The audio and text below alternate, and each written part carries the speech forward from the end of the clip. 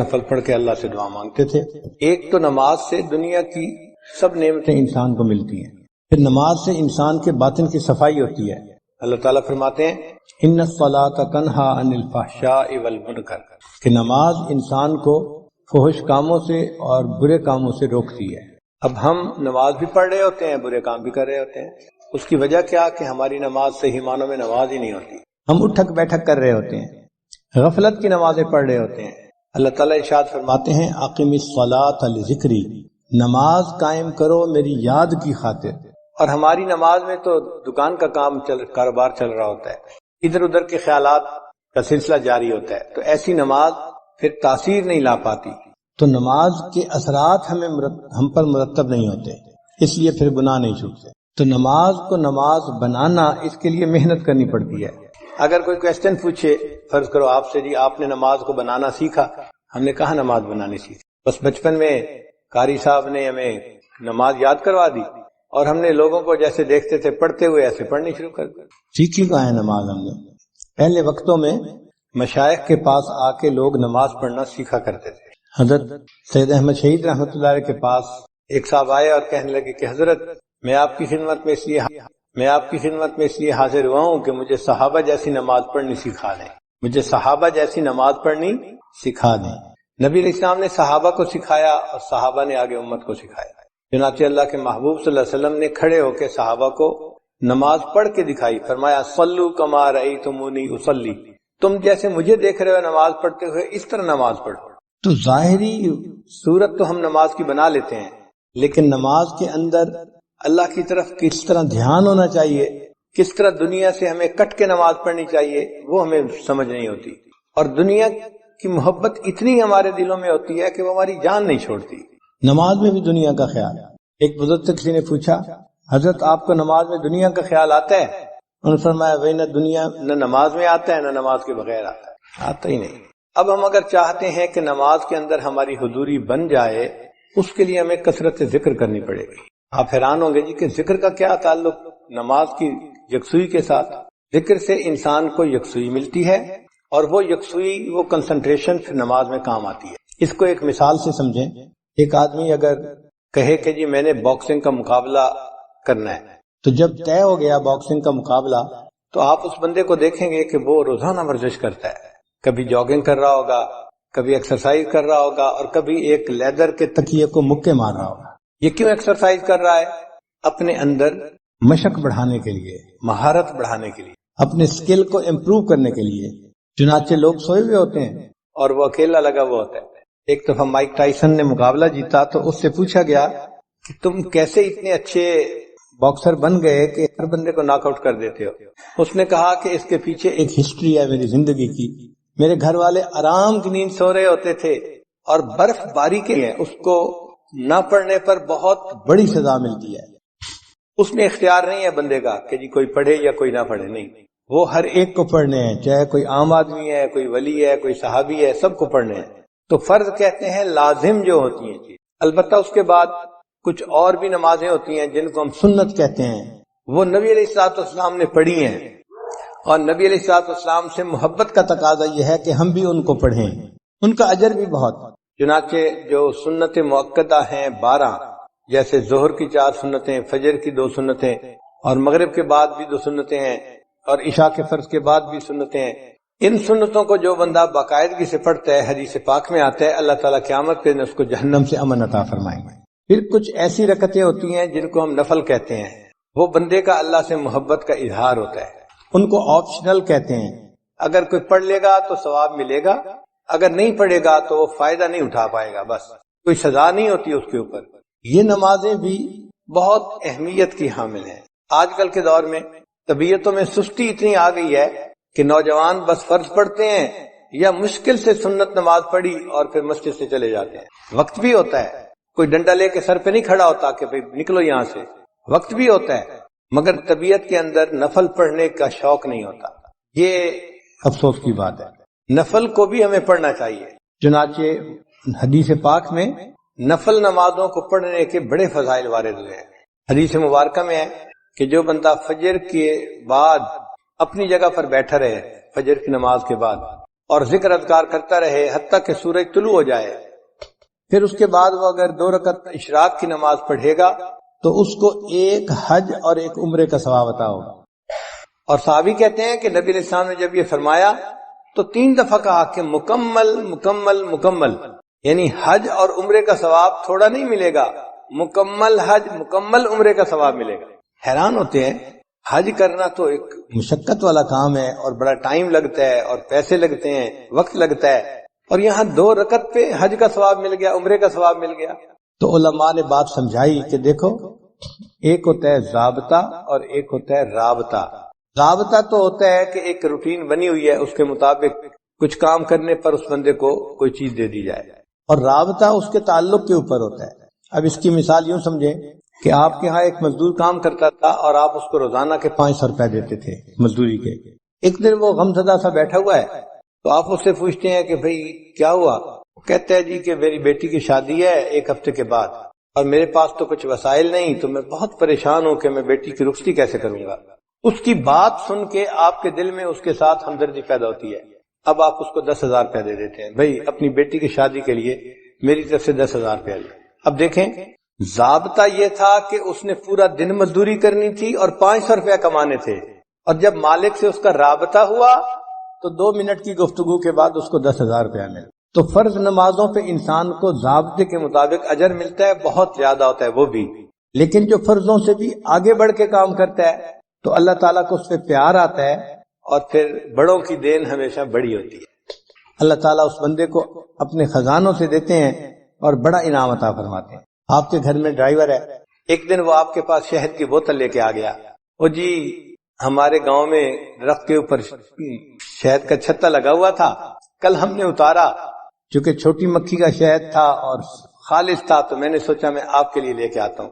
اب وہ شہد کی ایک بوتل لایا، لیکن آپ کے دل میں اپنی جگہ بنا کے چلا گیا کہ آپ نے سوچا کہ اچھا یہ مجھ سے اتنا تعلق رکھنے والا ہے کہ اس کو یہ خیال تھا کہ یہ شہد میں اپنے مالک کو دوں گا تاکہ وہ ناشتے میں استعمال کرے۔ وہ شہد لانا اس کے لیے ضروری نہیں تھا، محبت کا اظہار تھا، لیکن اس محبت کے اظہار کی وجہ سے آپ کا تعلق اس کے جڑ گیا، اس نے آپ کے دل میں جگہ بنا لی۔ اسی طرح نوافل آپشنل ہوتے ہیں، لیکن جب انسان نوافل ادا کرتا ہے تو اللہ تعالیٰ کے ہاں اس بندے کی جگہ بن جاتا ہے، اللہ تعالیٰ اس بندے سے محبت فرماتے ہیں۔ چنانچہ احادیث میں لکھا ہے کہ نوافل کے فضائل میں سے ایک یہ بھی ہے کہ قیامت کے دن اللہ تعالیٰ بندے کی نماز کو چیک کریں گے، دیکھیں گے، اور اگر نماز میں کوئی کمی ہوگی، کوتاہی ہوگی، تو اللہ تعالیٰ فرشتوں کو فرمائیں گے میرے اس بندے کے نام اعمال میں نوافل کو دیکھو، اگر نفل موجود ہیں تو ان کو فرضوں کی جگہ قبول کر لو۔ سبحان اللہ، ہمارے نوافل ہمارے فرضوں کی کمی کو پورا کر دیں گے۔ تو یہ کتنا بڑا اللہ کا فضل ہے اور کرم ہے کہ ان کو ہم باقاعدگی سے اگر پڑھیں تو اللہ تعالیٰ اس کے بدلے ہمارے فرائض کے حساب کو آسان کر دیں گے۔ پھر یہ جو نوافل ہے نا، یہ فرائض کا حصار ہے کہ جو بندہ نوافل وقت پہ ادا کرتا ہے وہ فرائض کو اپنے وقت پہ زیادہ بہتر طریقے سے ادا کر سکے گا، اور اگر نوافل میں سستی کرے گا تو وقت کے ساتھ ساتھ سنن پر عمل کرنے میں سستی کرے گا، اور جو سنن پر سستی کرنے میں عمل کرے گا اللہ تعالیٰ اس کو فرائض سے محروم فرما دیں گے، اور جو فرائض سے محروم ہو گیا وہ انسان بدبخت اور شقی بن جائے گا۔ تو نوافل حصار ہیں انسان کے فرائض کا، اور ہم دیکھتے بھی ہیں بعض نوجوان بچے باہر ملکوں میں، عرب ملکوں میں خاص طور پر، ان کو صرف نماز کے فرائض پڑھنے کی عادت ہوتی ہے۔ چنانچہ آپ جماعت کے ساتھ نماز پڑھیں جدہ یا کسی اور جگہ پر، تو شروع میں آپ دیکھیں گے کہ 10 بندے ہوں گے امام کے ساتھ تکبیر اولیٰ سے نماز پڑھنے والے، لیکن پھر نوجوان آنے شروع ہو جائیں گے اور 4 رکعت مکمل ہونے تک پوری مسجد نوجوانوں سے بھر جائے گی۔ اتنے نوجوان نماز کے لیے آئے کہ پوری مسجد ہی بھر گئی، لیکن جیسے ہی سلام پھیرا وہ نوجوان اسی وقت اٹھ کے واپس جانا شروع کر دیں گے، اور 1 منٹ کے اندر پھر وہی 10-15 بندے جو نماز پڑھ رہے تھے پہلے وہی رہ جائیں گے، باقی سب مسجد سے چلے جائیں گے۔ تو گویا اب نوجوانوں نے صرف فرضوں کو ہی نماز بنا لیا، سنتوں کے پڑھنے کا شوق نہ رہا، نفل کا ذوق نہ رہا۔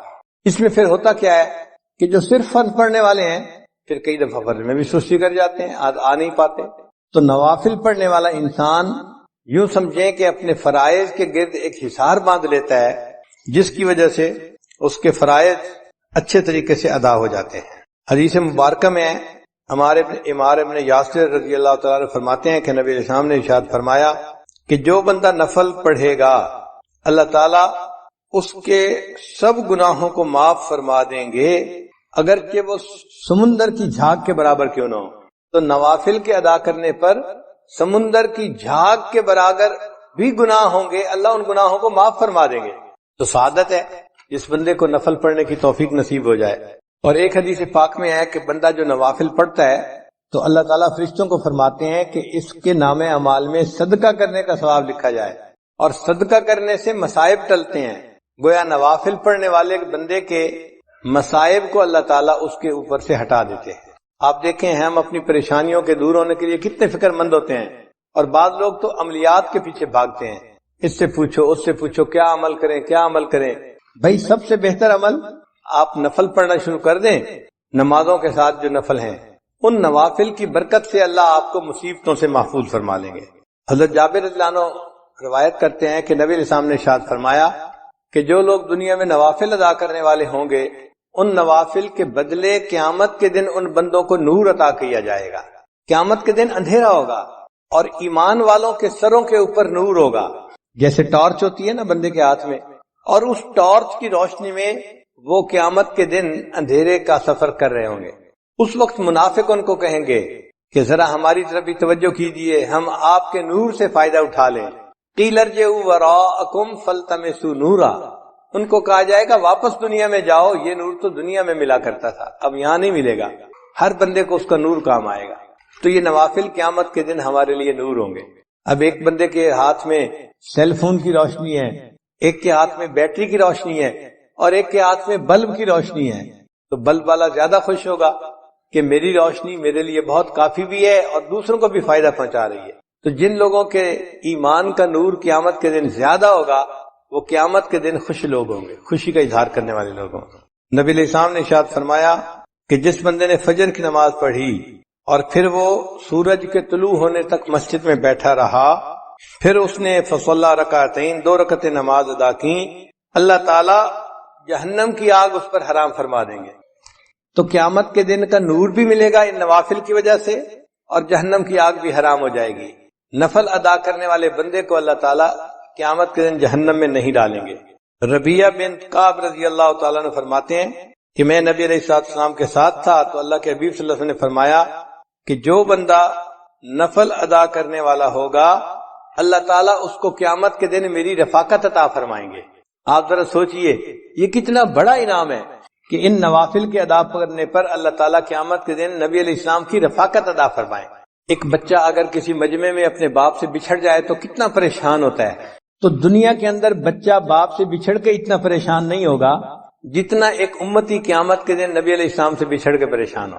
اور اس دن اگر نبی علیہ السلام کی رفاقت نصیب ہو جائے تو یہ بہت بڑی سعادت کی بات ہے۔ اور جو بندہ نوافل ادا کرتا ہے اس کو اللہ تعالیٰ کا قرب نصیب ہو جاتا ہے۔ حدیث مبارک میں ہے یتقرب الی عبدی بالنوافل حتی احبہ، میرا بندہ نوافل کے ذریعے میرا ایسا قرب حاصل کر لیتا ہے کہ میں اس سے محبت کرنے لگ جاتا ہوں۔ یعنی نفل ادا کرنے والا بندہ اس سے اللہ تعالیٰ محبت فرماتے ہیں، اللہ کا قرب نصیب ہوتا ہے نوافل کے ادا کرنے پر۔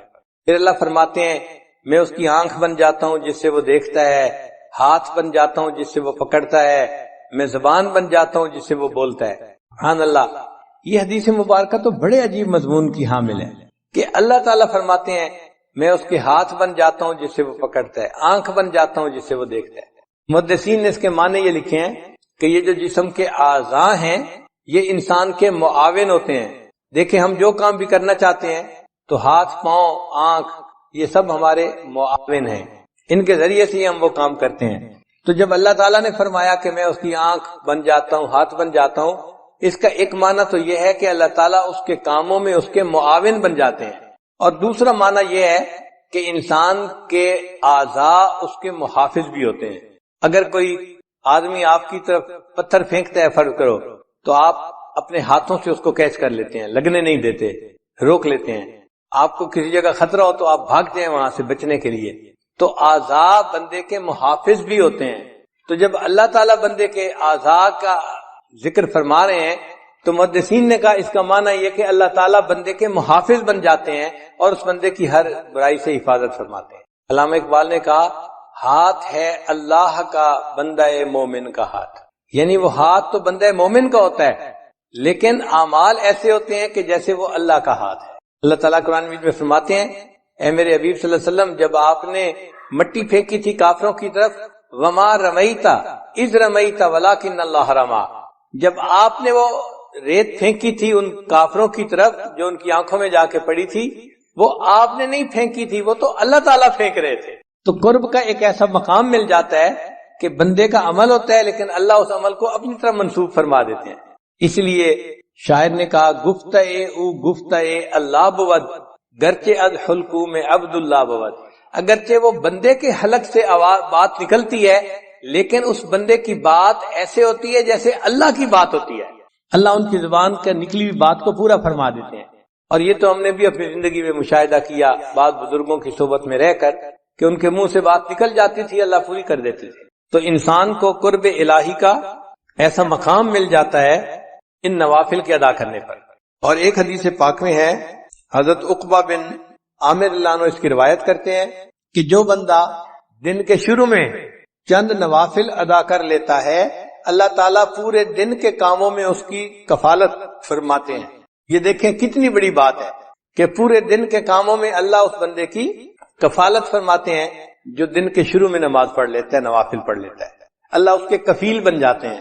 اللہ جب کفیل بن جائیں تو پھر کاموں میں مشکل نہیں رہتی۔ اور ایک حدیث قدسی ہے، امید ہے آپ اس کو دل کے کانوں سے سنیں گے۔ اللہ تعالیٰ ارشاد فرماتے ہیں ابن آدم، اے ابن آدم تفرغ لعبادتی، تو میری عبادت کے لیے اپنے آپ کو فارغ کر لے، املا صدرک غنن، میں تیرے سینے کو غنا سے بھر دوں گا، واسد فقرک، اور میں تیرے فقر تنگ دستی کے راستے کو بند کر دوں گا، یعنی نہ تجھے تنگ دستی آئے گی اور تیرے سینے میں غنا کو ڈال دوں گا، تو مستغنی ہو جائے گا سب سے، تجھے دوسروں کی حاجت نہیں رہے گی۔ تو دیکھیے نوافل کے ادا کرنے پر دنیا کے فائدے بھی کتنے ہیں انسان کے لیے۔ وَإِلَّا تَفْعَلْ، اور اگر تو ایسا نہیں کرے گا یعنی نوافل نہیں پڑھے گا، مَلَأْتُ يَدَيْكَ شُغْلًا، میں تیرے ہاتھوں کو کاموں میں مصروف کر دوں گا۔ اور واقعی آج ہاتھ کاموں میں ایسے مصروف ہیں، ایک کام ختم نہیں ہوتا دوسرا اوپر سے، دوسرا ختم نہیں ہوتا تیسرا اوپر سے، تیسرا ختم نہیں ہوتا چوتھا اوپر سے، اسائنمنٹس کے بعد اسائنمنٹ۔ تو اللہ نے اس بندے کے ہاتھوں کو کاموں سے مشغول کر دیا۔ وَلَمْ أَسُدَّ فَقْرَكَ، اور میں تیرے فقر کے راستے کو تنگ جو ہے بند بھی نہیں کروں گا۔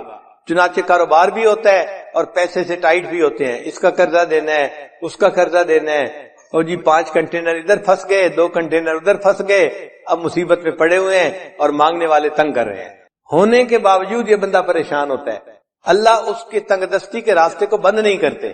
تو نوافل پڑھنے کا دیکھو یہ کتنا بڑا اجر ہے کہ اللہ تعالیٰ بندے کو غنا عطا فرما دیتے ہیں دل کا، اور دوسرا فقر کے راستے کو اللہ اس کے لیے بند کر دیتے ہیں۔ ان نوافل میں جو سب سے اہم نوافل ہیں وہ ہیں جو فقہا نے فرض نمازوں میں نوافل کہے ہیں نا، جیسے ظہر کی نماز پڑھی تو آپ نے 4 رکعت سنت پہلے پڑھی، پھر 4 رکعت فرض پڑھے، پھر 2 رکعت سنت پڑھی، پھر اس کے بعد 2 رکعت نفل بھی ہیں۔ تو سب سے پہلا کام یہ کریں کہ نمازوں کو مکمل طور پہ پڑھنا شروع کریں۔ وہ جو فرض نمازوں کے نوافل ہیں ان کو چھوڑے نہیں، ان کو ضرور پڑھیں۔ اسی طرح مغرب کی نماز پڑھی تو 3 فرض پڑھے، 2 رکعت سنت پڑھی، پھر اس کے بعد 2 رکعت نفل بھی ہیں۔ نوجوان وہ نفل چھوڑ دیتے ہیں، وہ نہیں چھوڑنے، ان کو باقاعدگی سے پڑھنا شروع کر دیں۔ اس پہ کوئی زیادہ وقت نہیں لگتا، عادت کی بات ہوتی ہے۔ جن کو عادت ہوتی ہے وہ پڑھ لیتے ہیں، جن کو عادت نہیں ہوتی وہ چھوڑ دیتے ہیں۔ اسی طرح عشاء کے بعد آپ نے فرض پڑھے، پھر 2 رکعت سنت پڑھی، پھر اس کے بعد 2 رکعت نفل ہیں، پھر وتر کی نماز ہے اور وتر کے آخر پہ پھر 2 رکعت نفل ہیں۔ تو یہ جو وتر سے پہلے اور بعد میں نوافل ہیں ان کو ضرور پڑھیں۔ جب آپ نے نمازوں کے یہ نوافل پڑھ لیے، یعنی آپ نے نمازوں کو نوافل کے ساتھ ادا کرنا شروع کر دیا، اس کے بعد اگلا قدم ہے کہ آپ نوافل میں سے جو سب سے اعلیٰ نوافل ہیں، تہجد کے نوافل، ان کو بھی پڑھنے کی عادت ڈالیں۔ تہجد کی نماز پڑھنی کوئی مشکل کام نہیں ہے، انسان کے روٹین کا مسئلہ ہے۔ عبادت کرتے ہیں جن کے پہلو بستروں سے جدا رہتے ہیں رات کے وقت اللہ کی یاد میں، تو ان اللہ کے عاشقوں میں نے بھی اپنا نام ضرور لکھوانا ہے۔ جب آپ اس انداز سے سوچیں گے نا تو پھر تہجد پڑھنی آپ کے لیے مشکل نہیں ہوگی۔ الارم لگا کے رکھیں گے، آنکھ کھل جائے گی، اور کئی مرتبہ تو بغیر الارم کے بھی آنکھ کھل جائے گی، تو ایک دل میں حسرت ہو کہ اے اللہ ہر رات آپ کے جو عاشقوں کی فہرست بنتی ہے، کاش کہ میں ہر رات ان میں اپنا نام ضرور درج کروا دوں۔ پھر آدھا گھنٹہ پہلے اٹھ کے تہجد پڑھنی کوئی مشکل کام نظر نہیں آتا۔ اور اس میں اپنے اپنی سوچ کی بات ہے، آپ یہ نہ سوچیں میں تہجد نہیں پڑھتا، معاملہ کچھ اور ہے، مجھے تہجد کی توفیق نہیں دی جاتی، اللہ تعالیٰ نہیں پڑھنے دیتے۔ حدیث پاک سے ثابت ہے، نبی السلام نے ارشاد فرمایا جب رات کا وقت ہوتا ہے اللہ تعالیٰ فرشتوں کو بلاتے ہیں اور فرماتے ہیں کہ دیکھو یہ میرے مقبول بندوں کے اٹھنے کا وقت ہے، میرے محبوب بندوں کے اٹھنے کا وقت ہے، اور اس وقت میں فلاں فلاں فلاں وہ میرے مبغوض بندے ہیں، میں انہیں پسند نہیں کرتا، تم جاؤ اور ان کے سروں پر پہرا دو اور ان کو تھپکی دے کے سلا دو، میں نہیں چاہتا کہ وہ اٹھیں اور وہ مجھ سے مانگیں۔ تو حدیث پاک میں آتا ہے کہ فرشتے تھپکی دے کے سلا دیتے ہیں، بندہ گہری نیند سویا ہوتا ہے، تہجد میں اس کی آنکھ ہی نہیں کھلتی۔ تو یہ نہیں کہ ہم تہجد نہیں پڑھتے، معاملہ کچھ اور ہے، پڑھنے کی اللہ توفیق ہی نہیں دیتے، اس لیے کہ اللہ تعالیٰ اس وقت میں ہمارا چہرہ دیکھنا ہی پسند نہیں کرتے، شکل ہی نہیں پسند کرتے۔ پھر اللہ تعالیٰ فرشتوں کے دوسرے گروپ کو کہتے ہیں کہ دیکھو فلاں فلاں فلاں میرے نیک بندے ہیں، تم جاؤ اور ان کو پر مار کے جگا دو تاکہ یہ اٹھے تہجد پڑھیں اور میں ان کی جھولیوں کو انعام سے بھر دوں۔ چنانچہ سوئے ہوئے ہوتے ہیں، تھکے ہوئے ہوتے ہیں، اچانک آنکھ کھل جاتی ہے، وہ جو آنکھ کھلتی نہیں ہے وہ خود بخود نہیں کھلتی، وہ آنکھ کھلوائی جاتی ہے، اللہ تعالیٰ فرشتے کے ذریعے سے آنکھ کھلواتے ہیں، میرے بندے اٹھو مجھ سے مانگو میں تمہیں عطا کر دوں۔ پھر اللہ تعالیٰ تیسرے گروپ کو کہتے ہیں فرشتوں کے کہ جاؤ اور میرے فلاں فلاں بندے وہ میرے مقربین ہیں ان کی صرف کروٹ بدل دو، وہ سارا دن دین کا کام کرتے رہے، ان کا جسم تھکے ہوئے ہیں، بس ان کی کروٹ بدل دو، اگر وہ چاہیں گے تو وہ اٹھ کے تہجد پڑھ لیں گے اور اگر وہ چاہیں گے تو وہ سوئے رہیں گے، میں ان کے تہجد پڑھنے پہ بھی راضی ہوں، میں ان کے سونے پہ بھی راضی ہوں۔ یہ وہ لوگ ہوتے ہیں کہ جن کی نیند ان کے لیے عبادت بن جایا کرتی ہے۔ تو یہ تین طرح کے گروپ رات کے وقت جو ہے آتے ہیں اور بندوں کو جگاتے ہیں یا کروٹ بدلتے ہیں یا بندوں کو سلا دیتے ہیں۔ تو معاملہ ہمارے اختیار میں نہیں ہے، اللہ کے اختیار میں ہے، اس لیے ہم اللہ سے توفیق مانگیں کہ اللہ ہمیں رات کی اس عبادت سے محروم نہ فرما دیجیے، اور جس دن آپ کو تہجد نہ ملے غم ہونا چاہیے، فکر ہونی چاہیے کہ آج کون سا گناہ مجھ سے سرزد ہو گیا جس کی وجہ سے میں تہجد سے محروم کر دیا گیا۔ فکر ہوگی تو تہجد کی توفیق بھی نصیب ہوگی۔ آج بھی دنیا میں ایسے لوگ ہیں سالوں ان کی تہجد قضا نہیں ہوتی۔ ہمارے حضرت مرشد عالم رحمت اللہ علیہ فرمایا کرتے تھے کہ تہجد کے وقت اتنا نور برستا ہے کہ دیہاتی عورتیں جو اس وقت اٹھ کر لسی بناتی ہیں اپنے گھروں میں وہ بھی تہجد کے انوارات سے محروم نہیں رہتی۔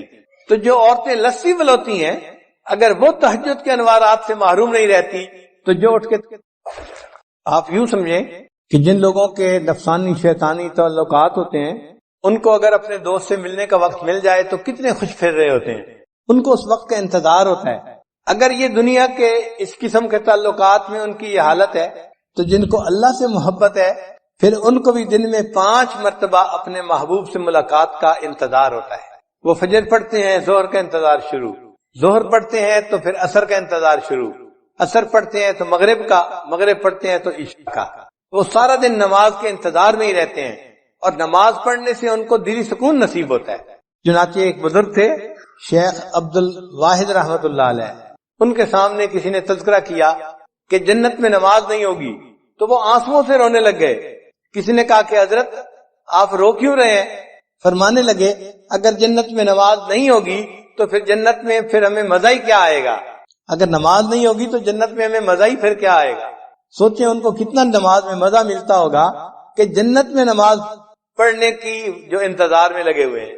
ثابت بنانی رحمت اللہ علیہ ایک بزرگ تھے، وہ ہمیشہ دعا مانگتے تھے اے اللہ اگر کسی بندے کو قبر میں نماز پڑھنے کی اجازت ہو سکتی ہے، اے اللہ مجھے قبر میں نماز پڑھنے کی بھی توفیق عطا فرما دینا۔ وہ یہ ہمیشہ دعا مانگتے تھے۔ ایک صاحب کہتے ہیں کہ میں ثابت بنانی کے تدفین میں شامل تھا، جب دفن کر کے ہٹے تو کہنے لگے کہ میں آخری بندہ تھا جو قبر کے پاس کھڑا تھا، ایک اینٹ اپنی جگہ سے ہٹ گئی تو میں نے سوچا کہ میں اس اینٹ کو ذرا ٹھیک کر دیتا ہوں۔ وہ کہتے ہیں کہ ٹھیک کرنے کے لیے جو میں نے اینٹ کو اٹھایا میں نے اپنی آنکھوں سے دیکھا کہ ثابت بنانی اپنی قبر میں نماز کی نیت کر کے کھڑے ہوئے تھے۔ تو دیکھیے لوگ تو قبر میں نماز پڑھنے کی دعائیں مانگتے ہیں اور ہم سے دنیا کی 5 نمازیں نہیں پڑھی جاتی، اور اگر پڑھتے بھی ہیں تو پھر نوافل چھوڑ دیتے ہیں۔ نوافل ضرور پڑھیں، کیا پتہ یہی نوافل قیامت کے دن ہمارے فرائض کی بدلے میں قبول کر لیے جائیں۔ اور تہجد کی نماز میں تو انسان کو خیر ملتی ہے۔ جو بندہ اللہ سے خیر لینا چاہے وہ تہجد کے وقت اٹھے اور اللہ سے مانگے، اللہ جھولیاں بھر دیتے ہیں۔ حدیث پاک میں ہے، اللہ تعالیٰ فرماتے ہیں حل من سائل فاعطی علی، ہے کوئی سوال کرنے والا کہ جسے میں عطا کروں۔ جب بادشاہ اعلان کروا رہا ہے کوئی مانگنے والا جسے عطا کیا جائے، اور مانگنے والے سوئے پڑے ہوتے ہیں، تو ان کو کیسے ملے گا؟ تو تہجد کے وقت میں چاہے آپ 15 منٹ پہلے اٹھیں، آدھا گھنٹہ پہلے اٹھیں، اٹھ کے 4 رکعت پڑھ کے اللہ سے مانگنے والوں کی فہرست میں اپنا نام ضرور لکھوائیں، فقیروں کی فہرست میں اپنا نام ضرور شامل کر لیں۔ جب عشق سکھاتا ہے آداب سحر گاہی، جب عشق سکھاتا ہے آداب سحر گاہی، کھلتے ہیں غلاموں پر انداز شہنشاہی۔ عطار ہو رومی ہو راضی ہو غزالی ہو، کچھ ہاتھ نہیں آتا بے آہ سحر گاہی۔ کوئی بھی ہو جب تک تہجد کا پابند نہیں بنے گا، اس کو اللہ تعالیٰ کے وہ معارف نصیب نہیں ہوں گے۔ تو اگر وہ معارف حاصل کرنا چاہتے ہیں، ہمیں اپنی تہجد کی نماز کو پکا کرنا پڑے گا۔ مرد بھی نماز کو پابندی سے پڑھیں، عورتیں بھی نماز کو پابندی سے پڑھیں۔ یہ سب سے افضل نماز ہے سالکین کے لیے، تہجد کی نماز۔ پھر اس کے بعد اشراق کی نماز ہے۔ اشراق کی نماز یہ ہے کہ انسان فجر کی نماز پڑھے، پھر اپنی جگہ پر بیٹھے ہوئے تلاوت کرے، تسبیحات پڑھے، اور جب سورج ایک نیزہ اوپر آ جائے تو اس وقت 2 رکعت 4 رکعت نوافل پڑھ لے۔ وہ اشراق کی نماز کہلاتی ہے، اور حدیث پاک میں ہے کہ اس نماز کو پڑھنے پر اللہ بندے کو 1 حج اور 1 عمرے کا ثواب عطا فرماتے ہیں۔ ہم تو ثواب کی خاطر پڑھتے ہیں نا، لیکن جو اللہ والے ہوتے ہیں نا، وہ ثواب کی خاطر پڑھتے ہیں، مزے کی خاطر پڑھتے ہیں۔ ان کو ثوابوں کی طلب کم ہوتی ہے، اپنے محبوب سے محبت کا تعلق نبھانے کا ان کو شوق زیادہ ہوتا ہے۔ حضرت خواجہ مجذوب رحمۃ اللہ فرماتے ہیں بندگی سے ہمیں تو مطلب ہے، بندگی سے ہمیں تو مطلب ہے، ہم ثواب و عذاب کیا جانے۔ بندگی سے ہمیں تو مطلب ہے، ہم ثواب و عذاب کیا جانے، کس میں کتنا ثواب ملتا ہے، عشق والے حساب کیا ہے۔ عشق والوں کو ان حسابوں کا کیا پتا، وہ تو اللہ کی محبت میں نوافل پڑھ رہے ہوتے ہیں۔ اگر اشراق کے نوافل پڑھنے کی عادت پڑ جائے تو پھر اس کے بعد صلاۃ الضحیٰ، جس کو چاشت کی نماز کہتے ہیں، یہ دن کے 9 بجے جب سورج اتنا اوپر آ جاتا ہے کہ زمین گرم ہوتی ہے، ننگا پاؤں رکھنے سے پاؤں جلنے شروع ہو جاتے ہیں، اس وقت سے یہ ٹائم شروع ہوتا ہے اور پھر زوال سے 1 گھنٹہ تک یہ رہتا ہے۔ اس کو صلاۃ چاشت کہتے ہیں۔ یہ اگر 2 رکعت بھی پڑھ لیں تو بہت اچھا، ورنہ 12 رکعت تک پڑھ سکتے ہیں۔ اس میں اللہ نے روزے کی برکت رکھی ہوئی ہے، چنانچہ جو بندہ چاشت کی نماز پڑھتا ہے اللہ تعالیٰ اس کو برکت والی روزی عطا فرما دیتے ہیں۔ اب بہت سارے لوگ اپنے دفتروں کی وجہ سے یہ لمبی نماز تو نہیں پڑھ سکتے، مگر کم از کم 2 رکعت تو پڑھنی چاہیے، انٹری تو ہو جانی چاہیے۔ بلکہ فقہا نے تو یہاں تک لکھا ہے کہ اگر یہ بندہ دفتر میں اتنا مصروف ہو جاتا ہے کہ وہاں اس کے لیے نفل پڑھنا ممکن نہیں ہوتا، تو اشراق کے وقت میں 2 رکعت نفل اشراق کی نیت سے پڑھ لے اور 2 رکعت نفل چاشت کی نیت سے پڑھ لے، اللہ اس کو بھی قبول فرما لیں گے۔ تو اشراق اور چاشت تو اس طرح ہو گئی۔ پھر اس کے بعد تیسری نماز ہے جس کو صلاۃ اوابین کہتے ہیں، وہ مغرب کے بعد 6 رکعت پڑھنی ہوتی ہیں نفل، مغرب اور عشاء کے درمیان میں۔ کوئی مشکل نہیں، اگر انسان ہمت کر لے تو پڑھ سکتا ہے۔ 6 رکعت نفل پڑھنے پہ 5 منٹ لگتے ہیں یا 6 منٹ لگتے ہیں، لیکن اجر پتہ ہے کتنا؟ حدیث پاک میں ہے کہ جو بندہ اوابین کے 6 رکعت نفل پڑھتا ہے اللہ اس کو 12 سال کی عبادت کا ثواب عطا فرما دیتے۔ 6 رکعت پڑھنے پر 12 سال کی عبادت کا ثواب ملا تو سوچئے یہ کتنا بڑا انعام ہے۔ جو لوگ حفاظ ہیں وہ تہجد میں قرآن پڑھا کریں، منزل جو ہوتی ہے نفلوں میں۔ اگر تہجد میں اٹھنا مشکل ہے تو پھر دوسرا طریقہ مغرب اور عشاء کے درمیان 2 رکعت 4 رکعت میں اگر ایک پارہ پڑھ لے تو ان کے قرآن پاک کی منزل پکی رہے گی ہمیشہ۔ اور رات کی نماز کو تہجد کی نماز کہتے ہیں۔ تو گویا 5 فرض نمازیں ہوئیں اور 4 نفل نمازیں ہوئیں، اشراق، چاشت، اوابین، تہجد۔ تو جیسے عام لوگ 5 فرض نمازوں کا اہتمام کرتے ہیں، سالکین ہوتے ہیں ان کو 9 نمازوں کا ایسے اہتمام کرنا چاہیے۔ ان کے لیے یہ 4 نمازیں بھی محبت کی بنا پہ فرض کی مانند ہوتی ہیں نفل نمازیں، لیکن محبت کے میدان میں وہ اس طرح اس کو ادا کرتے ہیں جیسے فرض ہوتا ہے۔ پھر اس کے بعد بھی کچھ نمازیں ہیں۔ انسان جب وضو کرتا ہے تو تحیت الوضو 2 رکعت نفل پڑھنے وہ بھی مسنون ہے۔ مسجد میں داخل ہوتا ہے تو 2 رکعت تحیت المسجد پڑھنا یہ بھی مسنون ہے۔ تو ان نمازوں کو بھی پڑھنا چاہیے، جب موقع ملے تحیت الوضو پڑھیے، تحیت المسجد پڑھ لیجئے۔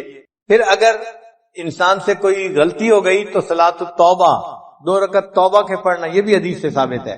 پھر اگر اللہ نے کوئی نعمت عطا فرما دی تو 2 رکعت شکرانے کے ادا کرنا یہ بھی حدیث پاک سے ثابت ہے۔ ان نمازوں کو جتنا آپ پڑھ سکتے ہیں اتنا پڑھیں، ان کا اجر ملے گا، اس کے بدلے فرض قبول ہو جائیں گے، اور قیامت کے دن اللہ تعالیٰ بندے کو نبی علیہ السلام کی رفاقت عطا فرمائیں گے اور اونچا مرتبہ عطا فرمائیں گے۔ اور ایک خاص نکتہ ان نوافل کو پڑھنے کے لیے یہ ہے کہ نوافل کو چھوڑا نہ کریں۔ کیوں؟ ہم نہیں جانتے کس جگہ کا کیا ہوا ہمارا سجدہ ہمارے اللہ کو پسند آ جائے، تو یہ سوچا کریں کہ ہو سکتا ہے یہ جو نفل نماز میں پڑھ رہا ہوں میرا یہ سجدہ میرے مالک کو پسند آ جائے۔